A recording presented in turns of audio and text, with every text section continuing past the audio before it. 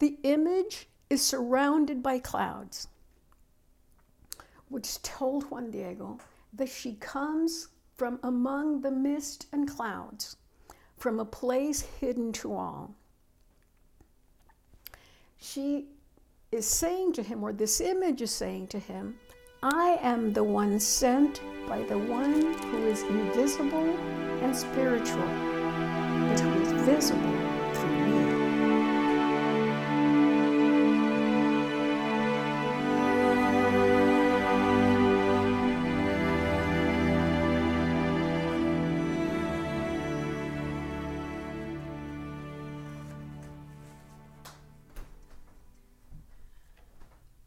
Welcome to Truth of the Spirit. I'm Patti Brunner, your host, and today we welcome back Juanita Salazar Lamb, who is going to tell us more about Our Lady of Guadalupe and about just exactly what Juan Diego saw when he met her and what came forth from that visitation.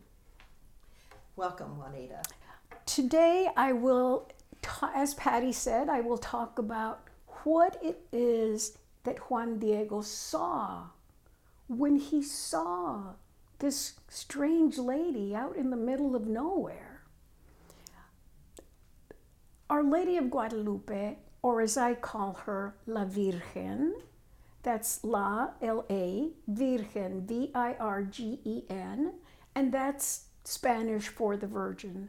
I grew up with Our Lady of Guadalupe. My mother, I grew up hearing her referred to as La Virgen, and I have a very hard time thinking of her as anything else. So if you will indulge me, she is La Virgen to me. So what did Juan Diego see? Why did he trust her? She told him something. Sure, I'll go do it. She told him, your uncle as well. He said he believed her. Okay, I don't have to do what I had told him to do. But why was that? That's because her entire appearance is a codex. It's a book. Let's start with the image. What we see here is a woman. She is not light-skinned, not dark-skinned. She has medium-colored skin, the skin of a mestizo. In Juan Diego's world, a mestizo was the mix of the Europeans and the indigenous people.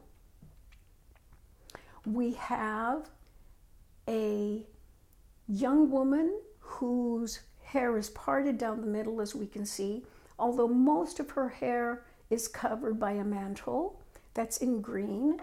She's wearing a pink colored dress or sheath. She's standing, but it looks like she might have one of her knees bent, and at the bottom we see a little angel supporting her.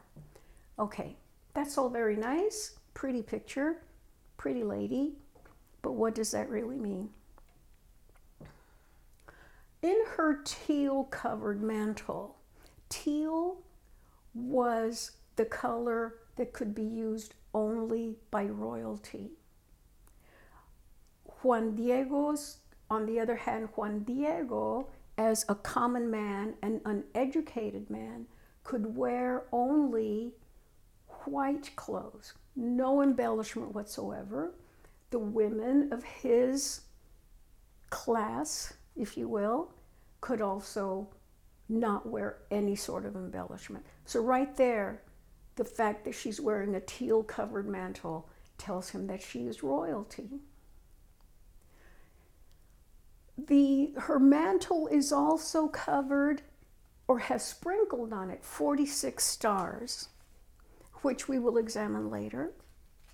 And the mantle is trimmed in gold, again, a symbol of royalty.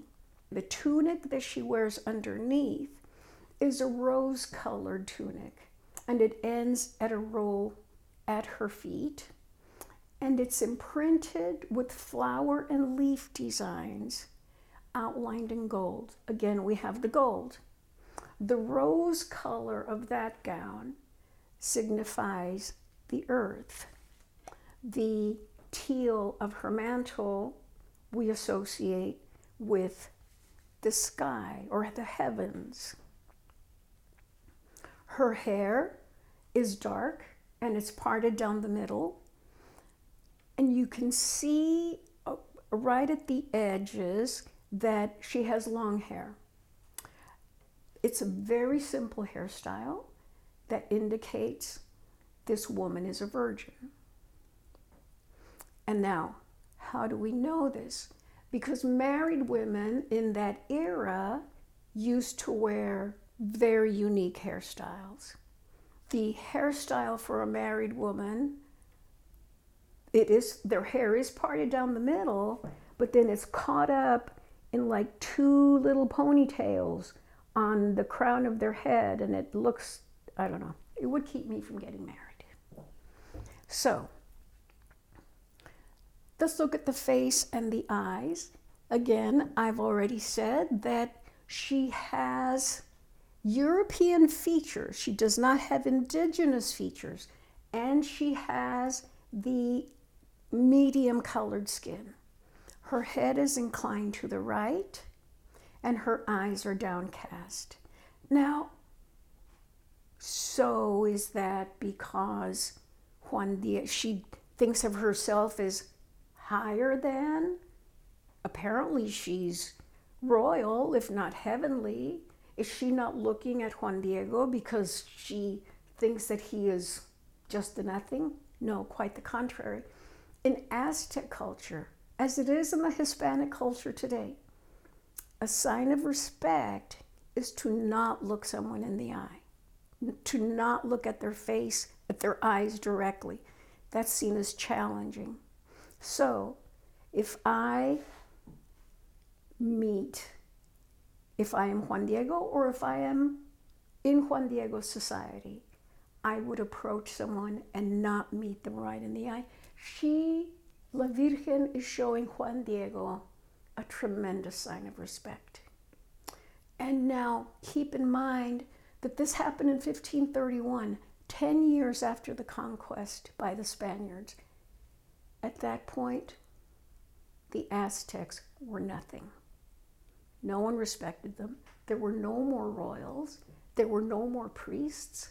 And yet here she is, a royal, heavenly person, showing great respect to Juan Diego. Next, as we come down, we see that Our Lady is wearing a pendant.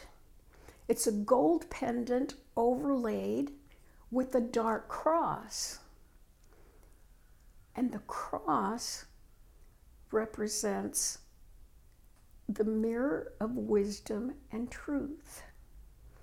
In the idols, the Aztec idols, they had, before the destruction, every idol, major idol, had a mirror right beneath their collarbone, if you will. That was the mirror of wisdom and truth. It was a mirror, though, that had a hole in the middle. If you looked at the mirror, of course, like any mirror, all you can see is yourself. If you looked through the small hole in the mirror, then you can see a little bit that's around you. If you look through the bigger hole in the mirror, you can see God. So look at this. She's wearing a mirror, and it's pointing Juan Diego, it's pointing all of us to Christ in the cross. Now, does this mean then that Our Lady is just another idol? No.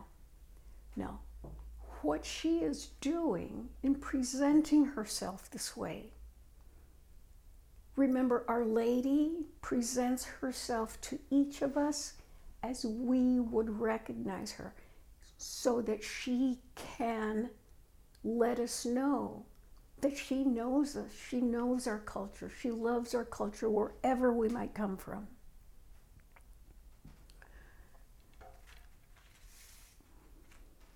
Let's continue on down then. Let's look at her hands. She holds her hands together in a prayerful posture. Now, if you look closely at her hands, yes, they are held together in a prayerful posture, but in her hands, if you look very closely, her hands seem to hold one of the gold leaf flowers, one of the 9-petal gold flowers. In the Aztec symbol, not only symbolism, in their pictographs, the Aztecs did not have a written alphabet like many languages do. They had pictographs. And so one picture could symbolize many things or several things. In this case, that 9-petal flower could symbolize a heart. It could symbolize a rattle used for dancing. And it also symbolizes a mountain. So she's holding in her hands either a rattle or a heart or a mountain. Another thing, if I could deviate a little bit from her hands, each of the 9-petal flowers on her rose-colored gown are rooted in the Virgin's mantle. You have the 9-petal flower and then a stem that goes off from the flower. And each of them is rooted into her mantle. None of them is just out there just floating around. And what she is saying is she's holding our hearts in her hand as she intercedes for us. And also, keep in mind, she's holding it close to the mirror, the wisdom of mirror and truth, which is leading us to Christ. Continue on down then. She's wearing a black sash around her waist, and this indicates that she's pregnant. Now, I've already pointed out that she is an unmarried young woman. Remember, Juan Diego is a Christian. Not only is he a Christian, he's a very devout Catholic man. And he knows about Mary and the virgin birth and the fact that she wasn't married when she was carrying the Christ child. Let's continue on down. If you follow the sash, her sash, to where it ends, where the tie ends, it ends right above a 4-petal flower that's on her abdomen. The 4-petal flower in Nahuatl, the Aztec language, is called the Nahui Olin, and that symbolizes the place where the 4 directions come together, where the center of the universe is. It symbolizes constant movement. The Nahui Olin is still a very present in the Mexican culture. Of course, we have the Nahui Olin at the center of the Aztec calendar. The Nahui Olin can still be seen in the ancient glyphs, which have been preserved, and we can even find it on the 10-peso coin in Mexico. Now let's follow on down and let's look at how she's standing with her left leg on her left knee is bent a little bit, like maybe she's walking toward us. But let's look at the whole picture. Yes, she's holding our hearts in her hand, but maybe she's holding a rattle because maybe she's dancing. And for the Aztecs, one form of prayer was to dance. And this even goes back to the Bible. In 2 Samuel chapter 6, while David and all the house of Israel danced before the Lord with all their might, with singing and with lyres, harps, tambourines, sistrums, and cymbals. And in Luke chapter 1, Elizabeth says to Mary, "And how does this happen to me, that the mother of my Lord should come to me? For at the moment the sound of your greeting reached my ears, the infant in my womb leaped for joy." So if you look again at where her hands are, she's holding a 9-petal flower, which then can be interpreted as a rattle. She is just dancing for joy as she knows, as she brings her son to whoever calls on her. Continue on down, she is standing on a dark, upturned moon, crescent moon. She is stepping on it or trampling on it. The dark moon, the black moon, symbolizes a lunar eclipse. To the Aztecs, an eclipse was a horrible omen. It was an omen of destruction and the end. It was proof that the moon was devouring the sun. And here she is, trampling it down. She's going to defeat it. Okay, let's continue on down. Below the moon is a cherub. He's dark-haired little cherub. He's dressed in a crimson gown. Its outspread wings support La Virgen. To the Aztecs, a new era, which was ushered in every 52 years, was carried in by a winged servant. The cherub has dark hair, but if you'll notice when I say cherub, at least what comes to my mind are the cute little fat angels with the curly blonde hair that you see at Christmas time. You know, a lot of times they're playing a trumpet or something. Well, if you look at this little angel, he has the face of an old man, and he even has like thinning hair like an old man. Well, again, in the Aztec culture, it was the elders who had the wisdom in their culture. The feathers on the angel are white, blue, and red. When you combine that with the black of the moon, those are the 4 colors of the universe. His right hand is holding the heavens, the tunic with the stars. His left is supporting the earth, the roseate gown, which he then is joining the earth and the heavens by holding them together. The image is surrounded by clouds, which told Juan Diego that she comes from among the mist and clouds, from a place hidden to all.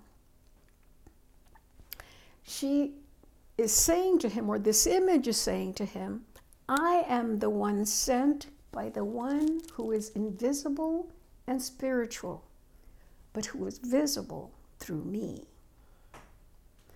Then again, she is surrounded by sun's rays. The aura that surrounds Our Lady is comprised of more than 100 rays. And she's saying, I bring you the one who was truly omnipotent, more powerful than your sun god. I bring you the true light of the world, my son, Jesus. Let's go back to the stars on her mantle.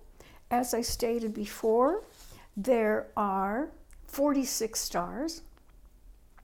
So if you think about when Juan Diego saw her, the sun is behind her, which means that she has her back to the east, which means that north is on her right side and south is on her left side. And this has been proven, the stars on the right side of her mantle are in the exact shape, location, relative location to one another as the constellations in the northern hemisphere at the time that she appeared to Juan Diego on December 12th, at the time that she imprinted her image on his Tilma. The stars on the left side of her mantle are those constellations that appear in the sky in the southern hemisphere, at that time. Now, if you look at it very closely, if you want to follow up and do your own investigation, you're going to notice, though, that the stars or the constellation shapes are upside down. Well, imagine then if you're looking up at the sky and you can see the constellations. Now bring that down, bring the sky down over your head so that it covers you like her mantle, so that you're looking at them in reverse. That's why they're upside down and backwards. Thank you, Juanita, for sharing with us the explanation of that beautiful image that's on the Tilma of Juan Diego. And we invite you to come back from next time because we have some really fascinating information about some music that's available through the image of Our Lady of Guadalupe. So I invite you to subscribe and come back for more, because with the Holy Spirit, there's always more.